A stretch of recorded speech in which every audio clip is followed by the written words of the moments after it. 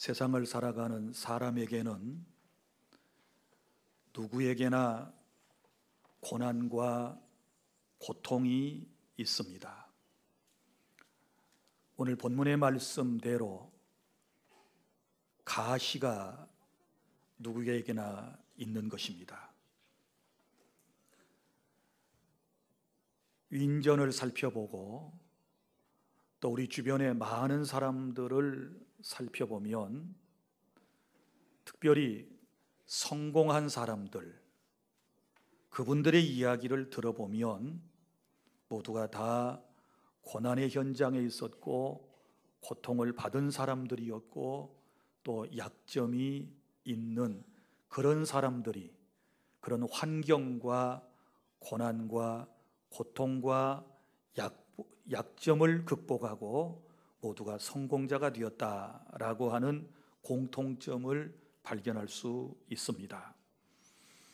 여러분이 잘 아는 프랑스의 나폴레옹은 파리 군사학교에서 51명 중 42등으로 겨우 졸업을 했지만 그는 훌륭한 지휘자가 되었습니다. 철학가 아리스토텔레스는 태어나면서부터 말 더듬이었고 그리고 2번이나 이혼한 경력을 가진 사람이었습니다. 그 유명한 자동차 왕 헨리 포드는 초등학교도 졸업하지 못한 그런 학력을 가지고 있었지만 그는 자동차 왕이 되었습니다. 미국의 초대 대통령 조지 워싱턴은 17살 그리고 22살, 29살 때 말라리아에 걸려서 죽을 뻔했었습니다. 그리고 19살 때에는 천연두로 고통을 받았고 20살 때에는 늑막염이 찾아와서 고통을 받았고 35살 때에는 이질로 죽을 뻔했고 43살이 되었을 때에는 그의 모든 치아가 다 손실되어서 음식을 먹는 것조차 매우 어려웠다고 그럽니다. 그런 그가 이런 모든 고난과 고통을 극복하고 43살이 되었을 때 미국의 독립운동을 지휘하게 되었고 55살이 되었을 때 그는 미국의 초대 대통령의 자리에 앉을 수 있었습니다. 모두가 다 한결같이 어려움을 극복하고 육체에 소위 찌르는 가시를 극복하고 정상에 우뚝 섰거나 혹은 성공했다라고 하는 평가를 받고 있는 것을 볼 수 있습니다. 오늘 본문의 말씀에는 사도 바울이 소개되고 있는데 사도 바울도 고난과 고통을 극복하고 하나님의 은혜로 승리한 사람임을 우리가 잘 알 수 있습니다. 그는 하나님의 사랑을 받는 종이었습니다. 하나님의 특별한 사랑을 받고 있었음에도 불구하고 그에게는 찌르는 가시가 있었고 또 뿐만 아니라 그는 하나님의 능력을 받아서 많은 사람의 병을 고치고 심지어 죽은 사람조차도 살려내는 그런 능력을 행하였었지만 그에게 찌르는 가시가 있었습니다. 인간적으로 볼 때 사도 바울을 행복한 사람이다 혹은 성공한 사람이다 라고 평가하기는 매우 어려울 것 같습니다. 왜냐하면 그의 수많은 기록 가운데 가족에 대한 얘기도 없고 부부에 대한 얘기도 찾아볼 수 없고 또 육신적으로 자식을 둔 적도 없기 때문에 그런 것입니다. 그는 정말 이 세상에 살아가면서 많은 사람들로부터 정말 고통도 받고 여러 가지 어려움을 겪었던 그런 인물입니다. 자, 그런데 그에게 있는 것은 단 한 가지, 찌르는 육체적 가시. 이거 하나가 그의 인생을 완전히 뒤바꿔 놓는 그런 모습을 우리가 본문에서 찾아볼 수 있는데 사도 바울은 찌르는 가시가 있었다 이렇게 오늘 본문에 말씀을 하고 있는데 이 찌르는 가시가 무엇이었을까?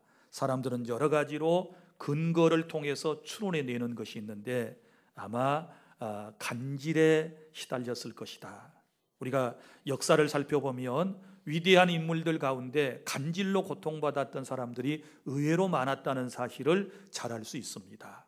또 어떤 사람들은 열대성 말라리아에 걸려서 고통을 당했다, 이렇게 말하는 분들도 있고요. 대부분은 안질로 인하여 선천적 안질로 인해서 엄청난 고통을 받았다, 이렇게 말하고 있습니다. 왜냐하면 사도 바울의 서신이 참 신약 성경에 많이 나오는데 항상 사도 바울의 곁에는 하나님의 말씀을 대필해 주는 사람이 있었습니다. 바울이 성령의 감동을 받아서 말씀을 불러주면 옆에서 누군가가 기록해 주는 사람이 있었지요. 그리고 이제 그 기록된 말씀을 여러 지역에 보내지 않습니까? 이것이 나중에 다 성경이 되었거든요. 그런데 맨 마지막 부분에 가서는 사도 바울이 나 바울은 친필로 문안한다 이러면서 몇 자를 맨 끝에다 추가해서 적게 되는 것입니다. 왜냐하면 사람들이 사도 바울이 보낸 편지인가 아닌가를 확인할 길이 없기 때문에 그 침침한 눈을 가지고 사도 바울은 마지막 부분에 몇 자를 이렇게 정성스럽게 기록하는 모습을 볼 수 있습니다. 그렇다면 안질은 분명한 것 같습니다. 우리가 성질을 답사하면서 사도 바울에 대한 여러 가지 고전적 서적이라든지 또 혹은 여러 동상들을 보게 될 것 같으면 그는 인간적으로 참 볼품없는 사람이라는 것을 우리가 쉽게 알 수 있습니다. 허리가 구부정정해 있고요. 그리고 눈은 침침한 모습을 하고 있고 그의 얼굴은 사람들이 그렇게 호감을 갖게 하는 인상은 아니거든요. 자, 사도 바울은 이렇게 육체적, 정신적, 물질적인 고통을 직면하고서 세상을 살아갔습니다. 이런 모든 것들이 그의 인생에 있어서 다 찌르는 가시가 된 것이지요. 사랑하는 주 안의 성도 여러분, 또 이 말씀을 듣고 있는 모든 여러분들 생각해 보십시오. 자, 여러분에게는 찌르는 가시가 없는가요? 다 그분들에 대한 어떤 분들에 대한 얘기를 들어보면 모두가 다 찌르는 가시가 있어요. 우리들 가운데도 찌르는 가시 때문에 아파하고 눈물을 쏟는 분들이 계시리라고 생각을 합니다. 어떤 분들은 역시 육체적 질병으로 인하여 고통받는 분들이 있을 것입니다. 투병 생활을 하면서 오랫동안 질고에 시달리면서 하루하루를 연명하며 살아가는 그런 분들이 우리 주변에 적지 않다는 사실을 우리는 볼 수 있을 것입니다. 또 어떤 분들은 가난의 가시 때문에 힘들어하는 분들이 있습니다. 물질이 부족하기 때문에 넉넉하지 못하기 때문에 여러 가지 어려움을 겪는 것이지요. 삶의 질이 물질 때문에 저하가 되고 또 그 물질을 얻기 위해서 인격적인 수모를 당하고 수치를 당하고 또 육체적 고통 가운데서 노동을 해야 하는 그런 분들이 우리 가운데 있으리라고 생각을 합니다. 어디 그뿐이겠습니까? 가장 힘든 것은 인간관계 때문에 마음 아파하는 사람들이 요즘은 더 많이 있다라고 하는 것을 알 수 있습니다. 사도 바울의 주변에도 늘 인간관계 때문에 어려움을 겪는 일들이 많이 있었지 않았습니까? 자기의 동족 유대인들이 사도 바울을 너무너무 힘들게 했어요. 이방 사람들이 그런 거 아닙니다. 유대인들이, 자기 동족들이 그렇게 바울을 힘들게 했습니다. 우리 주변은 어떻습니까? 옛날부터 원수가 떴던 사람이 내게 찌르는 가시가 되어서 나를 힘들게 하면 처음부터 원수 관계였으니까 이렇게 이제 우리가 넘어갈 수 있을 거예요. 그런데 생각해 보면 우리의 삶은 그렇지 않아요. 나를 지금 힘들게 하는 사람이 누구예요? 내 마음을 쿡쿡 찌르는 사람이 누구예요? 가장 가까운 사람들이거든요. 오죽했으면 예수님께서 원수가 다른 데 있는 게 아니고 내 집안에 있다 이렇게 말씀할 정도로 가장 가까이 있는 사람들이 내 마음을 아프게 해요. 자, 내가 사랑했던 사람이, 내가 믿었던 사람이, 내가 존경했던 사람이, 내가 도와주었던 사람이 내가 은혜를 베풀어 주었던 사람이 어려울 때 나도 힘들지만 참 힘들게 보살펴 주었던 사람들이 등을 돌리고 비날에 화살을 쏘아댈 때 찌르는 가시가 되어서 내 인생을 힘들게 하고 내 삶의 발목을 잡게 되었을 때 그 고통이라고 하는 것은 말로 표현할 길이 없는 거예요. 그래서 사람으로부터 오는 이 가시가 인간 세상에서 가장 힘든 거다, 이렇게 말할 수도 있을 것입니다. 또 그 외에도 여러 가지 사건, 사고, 이런 일들을 통해서 아픔을 겪는 분들이 많으시리라고 믿는데, 오늘 이 주님께서 주신 이 말씀을 통해서 어떻게 하면 우리에게 있는 이런 가시, 이런 고난, 고통, 역경, 이런 것을 이겨낼 수 있을 것인가, 이 말씀을 여러분들에게 전하겠습니다. 자, 첫째는 가시, 고통을 주신 이유를 아는 것이 중요합니다. 왜 하나님께서 내게 이 찌르는 가시를 주셨을까? 내 인생을 고통스럽게 만드시는가? 하나님이 정말 나를 사랑하지 않으시기 때문에 나에게 이런 어려움을 주시는 것일까? 분명히 말씀드리지만 그렇지 않습니다. 하나님은 우리를 사랑하십니다. 믿습니까? 여전히 하나님은 우리를 사랑하십니다. 그분의 사랑은 변하지 않습니다. 믿으시기를 바랍니다. 그런데 하나님의 사랑을 받는 것 분명한데도 불구하고 왜 이 고통이 있는가, 왜 이 아픔이 있는가 라고 하는 것을 우리가 빨리 깨닫는 것이 중요한데, 자, 첫 번째 이유는 다른 데 있는 게 아니고 자만치 않게 하시기 위하여 우리에게 하나님께서 가시를 허락하신다 라고 하는 말씀입니다. 여기 7절에 여러 계시를 받은 것이 지극히 크므로 너무 자만하지 않게 하시려고 내 육체의 가시 곧 사단의 사자를 주셨다, 바울은 이렇게 고백을 하고 있습니다. 그러면 자, 보십시오. 사도 바울은 인간적으로 볼 때 자만할 수 있었습니다. 왜냐하면 남들이 별로 가지지 못했던 당시에 로마 시민권을 가졌습니다. 로마 시민권은 본래 유대인이었던 자기 아버지가 돈을 주고 산 것입니다. 그럼 물질적으로 이 가정은 부유했거든요. 얼마든지 자랑거리가 될 수 있습니다. 또 생각해 보십시오. 공부도 부유한 가정에 태어나서 얼마나 잘했는지 모릅니다. 가말리엘 문화에서 그는 모든 학문을 다 배웠거든요. 요즘으로 말하면 최고 대학을 나온 거예요. 그리고 또 종교적으로도 열심히 특심이었고 율법을 다 이 사람은 알고 있었습니다. 그리고 또 그대로 살려고 노력을 했던 사람입니다. 그러면 가문적으로, 가정적으로, 종교적으로, 어떤 사회적으로도 전혀 꿀리지 않는 그런 가정에서 사도 바울이 태어났다라고 하는 것을 알 수 있거든요.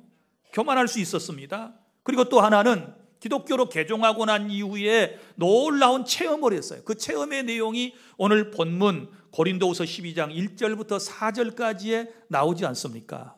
내가 아는 어떤 한 사람이 14년 전에 놀라운 체험을 했다, 이렇게 얘기하는데 바로 그 사람이 자기 본인을 두고 얘기하는 거예요.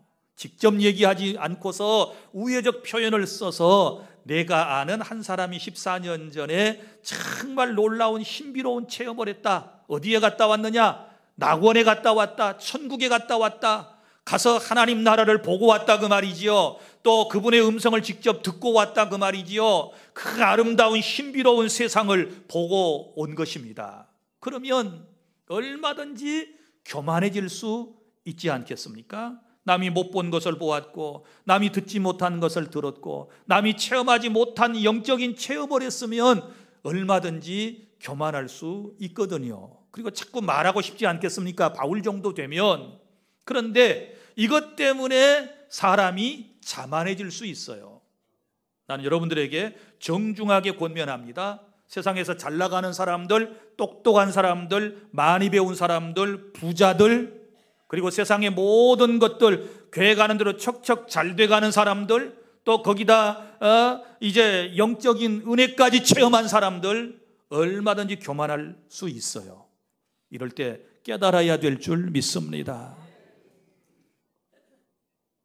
잠언 16장 18절, 교만은 패망의 선봉이요. 교만하면 망해요. 하나님은 이것을 원치 않으셨어요. 그래서 사도 바울로 하여금 자만하지 않게 하시기 위하여 찌르는 가시를 딱 준비했다가 우쭐해지려고 그러면 가시로 한번 쿡 찌르시는 거예요. 예? 자기 자신을 드러내려고 그러면 하나님이 한번 쿡 찌르셔서 경각심을 갖게 하시는 거예요. 우리의 삶 속에는 이런 것들이 없을까요? 있다 그 말이지요. 어떤 사람은 그래요. 나 같은 인생이 교만할 수 있겠습니까? 또 저런 분들이 어떻게 교만할 수 있겠습니까? 이렇게 말하는지 모르지만 사람은 교만 덩어리예요. 누구에게나 다 교만함이 있어요. 다 교만함이 있어요. 자기 잘난 맛으로 살아가는 것입니다. 이게 인생이에요. 하나님은 이걸 너무 잘 아시는 거예요. 그래서 교만하면 망하기 때문에 교만하지 못하게 하시려고 찌르는 가시를 하나님께서 우리 개인에게도 하나씩 이상은 다 허락하셔서 내 인생을 컨트롤 하신다는 사실을, 통제하신다는 사실을 깨닫고 여러분이 힘들고 어려울 때 가시가 있을 때마다 그것 또한 하나님께 감사하실 수 있기를 바랍니다. 두 번째 이유는 이런 거예요. 하나님의 능력을 나타내시려고 육체에 찌르는 가시를 주셨다고 말씀을 하고 있습니다. 오늘 본문의 9절부터 10절까지 말씀입니다. 9절에 보면 이런 말씀이 나오지요. 이는 내 능력이 야간돼서 온전하게 된다. 여기서 말하는 능력은 하나님의 능력이 약한 사람에게 임하게 되었을 때 그 사람이 온전하게 된다. 9절 하반절에 이는 그리스도의 능력을 내게 머물게 하려 함이니라. 그리스도의 능력이 한 번 임했다가 떠나버린 것이 아니고 계속 머물러 있을 수 있는 놀라운 은혜는 육체에 가시가 있어야 된다는 거예요. 깨달을 수 있기를 바랍니다. 그래야 겸손히 하나님 앞에 엎드릴 수 있고 그래야 겸손히 하나님을 섬길 수가 있기 때문에 그런 거예요. 또 10절에 보세요. 이는 내가 약한 그때에 강함이라. 내가 한없이 약한 그때에 하나님의 능력이 임하면 내가 강한 사람이 된다라고 하는 말씀입니다. 사도 바울은 이 가시 때문에 자기 자신의 연약함을 깨닫고 하나님 앞에 무릎을 꿇는 것입니다. 이 찌르는 가시 때문에 교만하지 못하고 자만하지 아니하고 그는 하나님 앞에 은혜를 구하는 자리에 나오게 되었던 것입니다.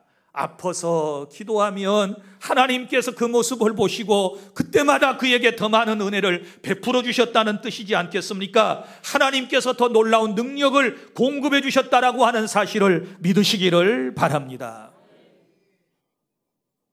그래서 사도 바울은 이런 여러 가지 여러분이 생각하는 힘든 상황에서 능력을 행했거든요. 이 힘든 상황에서 하나님을 의존하게 되었을 때 하나님께서 능력을 주셨고 그 능력이 임할 때에 복음의 능력을 가지고 사역을 할 수 있었고 또 죽은 사람도 살려내고 병든 자를 고치는 그런 놀라운 역사를 감당할 수 있었다는 사실을 기억하시기를 바랍니다. 하나님은 약한 자를 불러 그를 사용하심으로 하나님의 능력을 나타내 주실 줄로 믿으시기를 바랍니다. 다시 말씀드립니다. 찌르는 가시, 육체의 고난과 고통을 주신 두 가지 이유. 자만하지 않게 하시려고 내게 찌르는 가시를 주신다.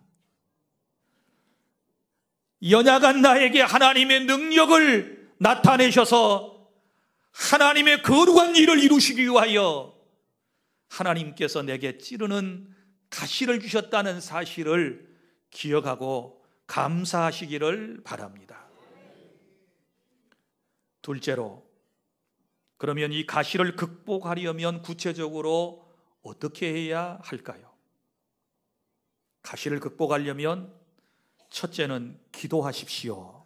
8절, 이것이 가시가 내게서 떠나가게 하기 위하여, 너무 힘드니까 이 가시 좀 떠나게 해주세요, 빼주세요 하기 위하여 내가, 바울이 몇 번?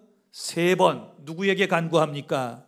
하나님께, 주님께 기도했다는 말씀입니다. 인생이 힘들고 아프면 맨 처음에 해야 할 일은 기도하는 것입니다. 주님께 간구해야 될 줄로 믿으시기를 바랍니다. 왜냐하면 먼저는 그 고난의 의미를 깨달아야 되잖아요. 아까 제가 고난에 대한 2가지 이유를 말씀드렸는데, 이것은 기도를 통하여 깨달은 진리거든요. 기도해 보세요. 왜 이렇게 힘들고 아픈지. 그런데 기도의 응답이 왔어요. 9절에 보면 나에게 이르시기를, 응답입니다. 할렐루야. 3번씩이나 주님께 이 가시 좀 빼주세요, 내 인생이 힘들지 않게 해주세요, 육체적 고통을 멈추게 해주세요 하고 하나님께 기도했는데, 하나님께서 이제 응답하시는 거예요. 말씀을 하시는 겁니다. 자, 그런데 하나님의 응답은 정중한 거절이셨습니다. 정중하게 하나님께서 거절하셨어요. 가시를 빼주시는 게 아니에요.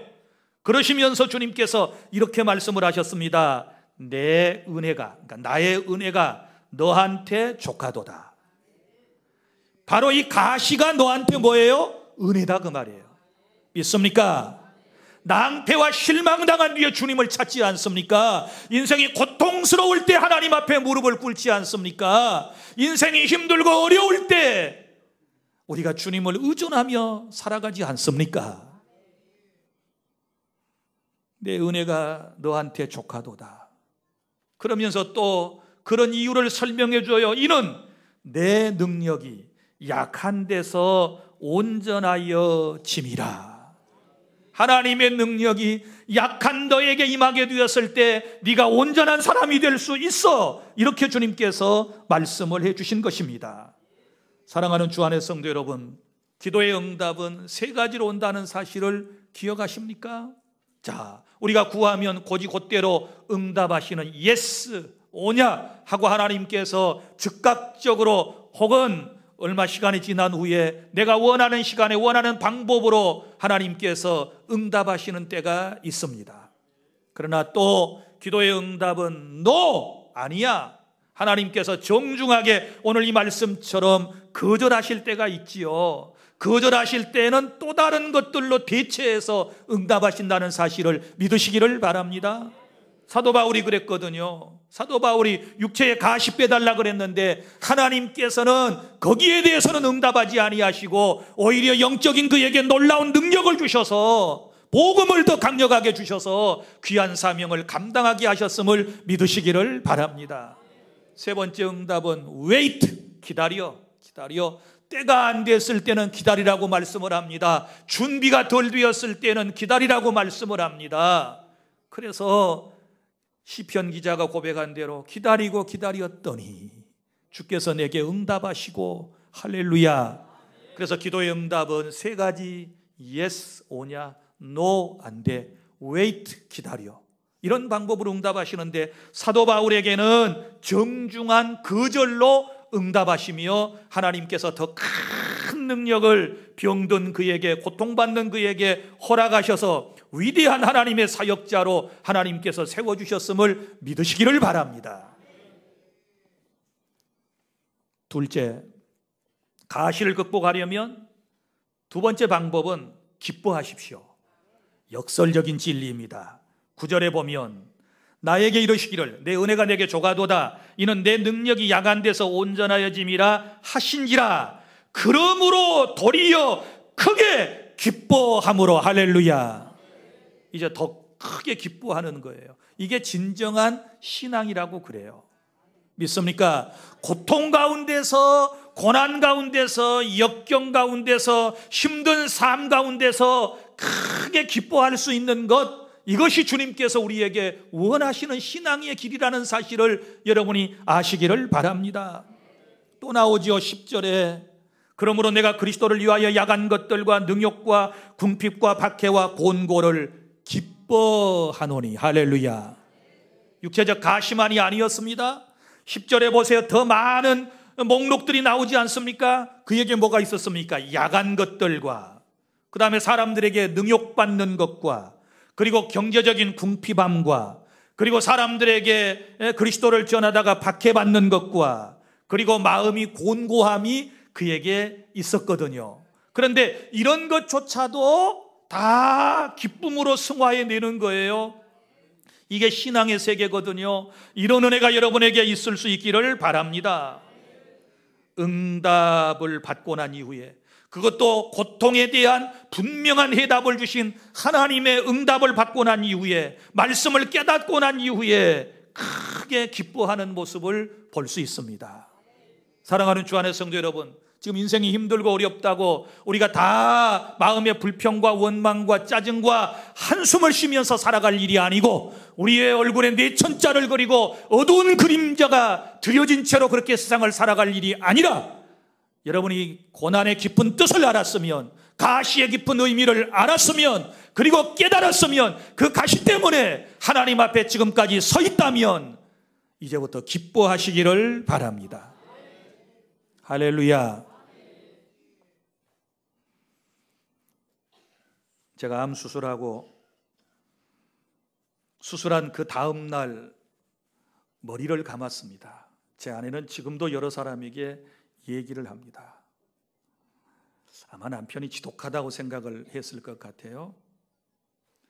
수술받은 그 다음 날 머리를 감고 환자가 소변 주머니, 핏주머니 달고 통증이 너무너무 심한데, 일어나서 내가 해야 할 일이 뭘까 생각을 해보니까 씻어야 되겠더라고요. 그래서 머리 감고 드라이하고 스프레이 쫙 뿌리고, 오른쪽으로 넘어가야 할 머리칼 몇 녀석이 왼쪽으로 넘어갔길래 이쪽으로 다시 당겨서 스프레이 쫙 뿌리고 지금처럼 단정하게 하고 생각을 해보는 거예요. 어떤 사람들은 말기암 환자가 돼가지고 정말 죽을 날을 기다리다가 와서 근근히 치료받고 살아가는 사람도 있는데, 하나님의 은혜 가운데 초기에 이거 점검을 잘 진찰을 잘 해가지고 미리 암인 것을 알아내고 이렇게 좋은 병원에서 좋은 시설에서 수술하게 된 것이 너무 큰 은혜인 거예요. 그래서 이제 나를 깔끔하게, 제가 원래 항상 이런 모습이잖아요. 흐트러지지 않게 하려고. 제가 이래도 주한교회 목사 아닙니까? 목포 주한교회 목사 그러면 트레이드 마크가 있는데 깔끔하고 흐트러짐이 없는 목사라고 소문이 나 있는데, 제가 아프다고 막 그냥 이상한 몰골을 하고 있으면 나를 병문안 온 사람들 나를 보고 가서 뭐라 그러겠어요? 어메 우리 목사님 다 죽어가대. 그 깔끔쟁이가 머리 풀고 있대, 막 다 죽어가는 모습으로 있대. 이럴까 봐서 이제 제 안에서 기쁨을 차지하려고, 그래 오늘 또 성도들이 나를 위해서 기도하고 있지, 내가 이렇게 행복한 교회에서 정말 사랑하는 성도들과 함께 신앙생활을 하고 있지 생각을 하면서 이제 내가 기뻐하려고 노력을 하는 거예요. 안병동에서 이제 많은 환자들이 수술 직후에 통증이 하도 심하니까 그 병동을 도는 코스가 있어요. 하루에 5,000보에서 10,000보 정도를 걸으라고 그래요. 한 2시간을 걸어야 돼요. 끊임없이 걸어요. 그래 이제 제 아내는 그 암 환우들 가족들과 함께 대기실에, 면회실 쪽에, 휴게실 쪽에 있는 거예요. 제가 열심히 깔끔히 하고 막 걸어가니까 자기들끼리 앉아서 그랬대요.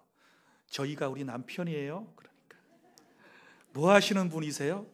뭐 교수님입니까? 뭐 사장님이실까? 목사님 같은데요. 잘 맞췄어요. 그 병실에 병동에 목사가 두 분이 있었는데 저하고 다른 분. 저는 이제 기쁨을 찾기를 원하는 거예요. 내 마음이 낙심이 딱 돼버리면 아무것도 안 될 것 같아요. 이게 하나님의 절대적인 은혜이거든요. 믿습니까?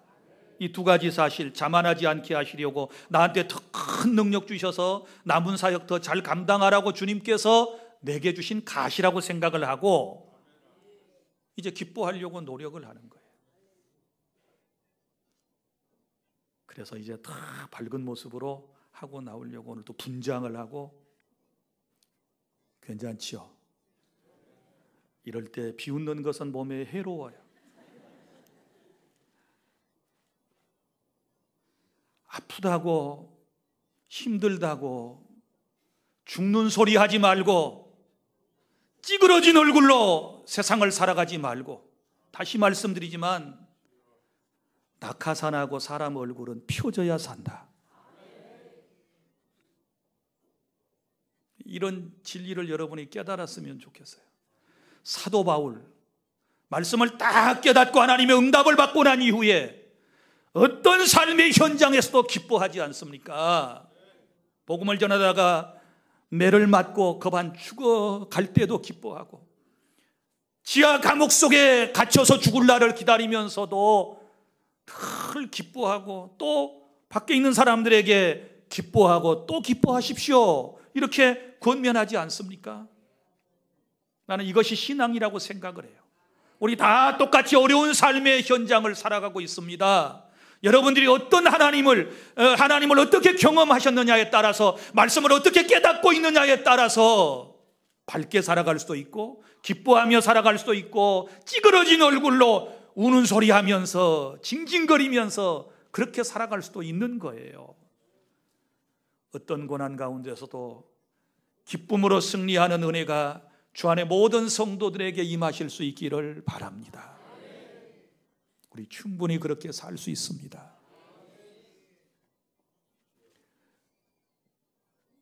우리가 가시, 고난을 극복하는 또 세 번째 방법은 자랑하십시오. 9절, 5절 쭉 보면 내가 자랑할 것이 있다. 근데 사람마다 자랑은 다 강한 것, 좋은 것, 아름다운 것만 자랑하지요. 야간 것을 자랑하려고 하는 사람은 별로 없는 것 같습니다. 그런데 사도 바울은 이제부터는 자기의 연약함을 자랑한다는 거예요. 이거 놀라운 은총이거든요. 알량한 자존심 때문에 늘 자기 자신을 꾸며가지고 얘기하는 사람들이 있어요. 안 그런 척 하면서, 강한 척 하면서, 문제투성이면서 행복한 척 하면서 내색하지 않고 자기 자신을 숨기면서 살아가려고 하는 사람들이 있는데, 이것은 옳지 않아요. 진정으로 그리스도 안에서 복음을 통하여 진정한 자유를 얻고 하늘나라 소망 가운데 살아가는 사람들은 자기의 연약함을 자랑하게 될 줄 믿습니다.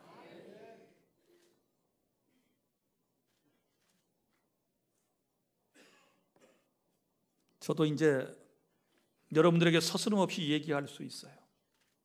처음에는 사실은 수술 받으러 가기 전까지 우리 가족들에게도 얘기하지 않았습니다.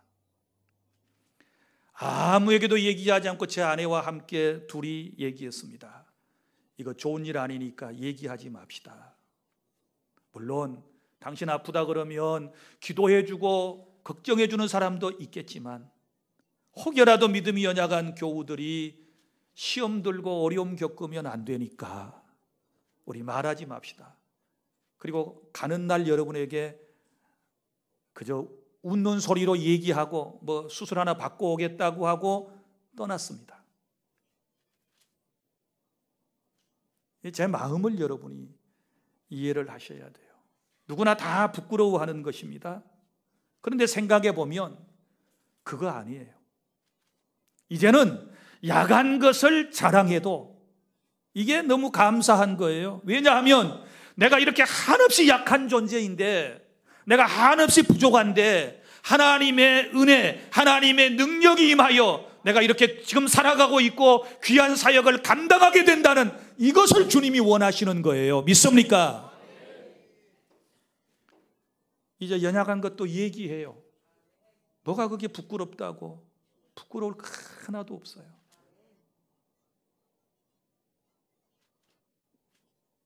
뭐 가족에 대한 얘기, 삶에 대한 얘기, 힘든 인생에 대한 이야기, 사실 다 부끄러운 것이지만 그러나 생각해 보면 그런 부끄러운 것을 은혜로 다 덮어주시고 연약한 것을 다 은혜로 채워주셔서 오늘이 있게 해주셨으니 이것이 하나님의 큰 은혜인 줄로 알고 이걸 자랑하면 결국은 예수 그리스도를 자랑하는 것과 똑같은 거예요. 믿습니까?